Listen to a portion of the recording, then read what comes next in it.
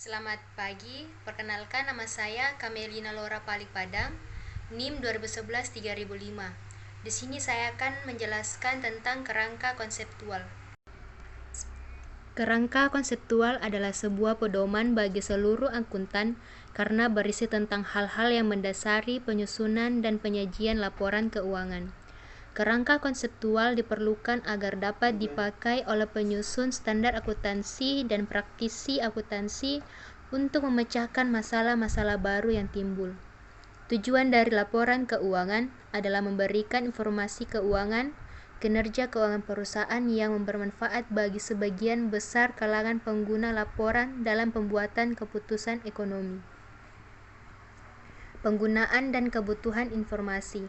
Pengguna laporan keuangan yaitu investor, karyawan, pemberi pinjaman, pemasok dan kreditur lain, pelanggan, pemerintah, dan masyarakat umum, di mana pengguna ini bergantung pada informasi keuangan untuk mengambil keputusan, seperti investor yang kepentingan utamanya melihat kemampuan perusahaan menghasilkan laba sehingga dapat membayar dividennya, di mana dividen itu adalah pembagian laba yang dihasilkan perusahaan kepada pemegang saham atau investor. Manajemen memikul tanggung jawab utama dalam menyusun dan menyajikan laporan keuangan. Informasi yang disajikan dalam laporan keuangan harus bersifat umum, agar para pengguna dapat mengakses dalam satu laporan.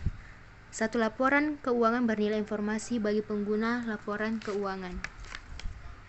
Selanjutnya, asumsi yang mendasari laporan keuangan.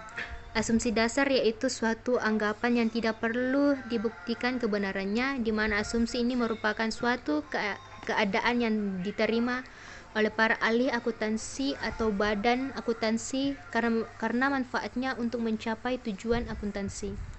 Ada dua asumsi yang mendasari laporan keuangan, yaitu asumsi akrual dan asumsi kelangsungan usaha. Yang pertama adalah asumsi akrual, di mana pengaruh transaksi dan peristiwa lain diakui pada saat kejadian, dan bukan pada saat kas atau setara kas diterima atau dibayar, dan dicatat dalam catatan akuntansi serta dilaporkan dalam laporan keuangan pada periode yang bersangkutan. Asumsi kelangsungan usaha, di mana perusahaan dalam mencapai tujuan atau memenuhi kewajibannya dianggap akan beroperasi terus dalam jangka waktu yang tidak terbatas. Selanjutnya, karakteristik kualitatif laporan keuangan. Yang pertama adalah dapat dipahami. Laporan yang baik yaitu laporan yang dapat dipahami penggunanya dan dapat mengambil keputusan. Yang kedua adalah relevan. Suatu informasi dikatakan relevan jika dapat memengaruhi pengambilan keputusan dengan membantu mereka mengevaluasi peristiwa-peristiwa yang terjadi. Dikatakan relevan jika dia mengandung materialitas. Dikatakan materialitas yaitu informasi yang tidak material tidak akan pernah relevan dalam mengambil keputusan. Material memiliki pengaruh yang signifikan. Dikatakan materialitas sebagai batas ambang pengakuan di mana suatu pos dalam laporan keuangan tidak perlu dilaporkan kalau jumlahnya tidak material, dalam arti tidak akan memengaruhi keputusan akan diambil. Yang ketiga, keandalan. Informasi yang dikatakan andal jika dia bebas dari pengertian yang menyesatkan. Dikatakan andal jika penyajiannya yang jujur. Dari transaksi-transaksi yang terjadi di dalamnya harus disajikan secara jujur apa adanya, sehingga laporan keuangan menggambarkan nilai sebenarnya. Kemudian substansi mengungguli bentuk, di mana yang dinilai adalah substansinya bukan bentuknya. Kemudian netralitas, yaitu di mana laporan keuangan itu tidak memihak, harus netral. Kemudian pertimbangan yang sehat, di mana membuat estimasi yang sehat tidak melebih-lebihkan, dan biaya estimasi tidak boleh tinggi-tinggi.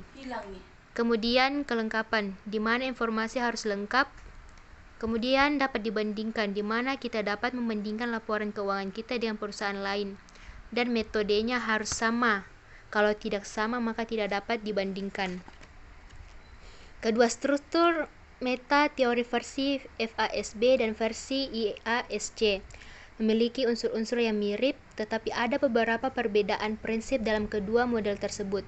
Pertama, pernyataan tujuan di FASB adalah tujuan pelaporan keuangan, tetapi di IASC tujuan laporan keuangan.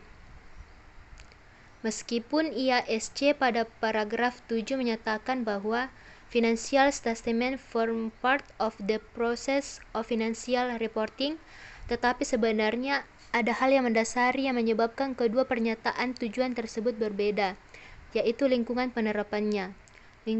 Lingkup penerapan FASB adalah di Amerika Serikat yang tentu saja mempertimbangkan karakteristik lingkungan, sedangkan lingkungan penerapan IASC adalah internasional, sehingga karakteristik lingkungan lokal atau negara menjadi tidak relevan. Ketiadaan konteks karakteristik lingkungan inilah yang barangkali menyebabkan IASC menggunakan pernyataan tujuan laporan keuangan karena pelaporan keuangan mengandung konteks lingkungan. Kedua, fokus utama tujuan pelaporan keuangan dalam FASB, fokus utama adalah investor dan kreditur. Hal ini disebabkan investor dan kreditur adalah pengguna mayoritas dan pelaku utama di pasar modal Amerika yang sangat berkembang pesat. Sementara di IASC, target pemakai dinyatakan secara umum tidak fokus pada kelompok tertentu. Hal ini disebabkan karena harus mempertimbangkan karakteristik pelaku utama di berbagai negara dengan tingkat pertumbuhan ekonomi yang berbeda. Tingkat kecanggihan pasar mendasari penyusunan laporan keuangan, dan konsep modal dan konsep mempertahankan modal secara eksplisit dinyatakan dalam IASC, tetapi FASB tidak menyajikan kedua komponen tersebut sebagai komponen konsep yang terpisah, karena kedua hal tersebut merupakan konsep dasar yang digunakan oleh FASB dalam penjelasan, argumen, dan penalaran yang menyertai setiap komponen konsep. Itulah yang dapat saya sampaikan. Terima kasih.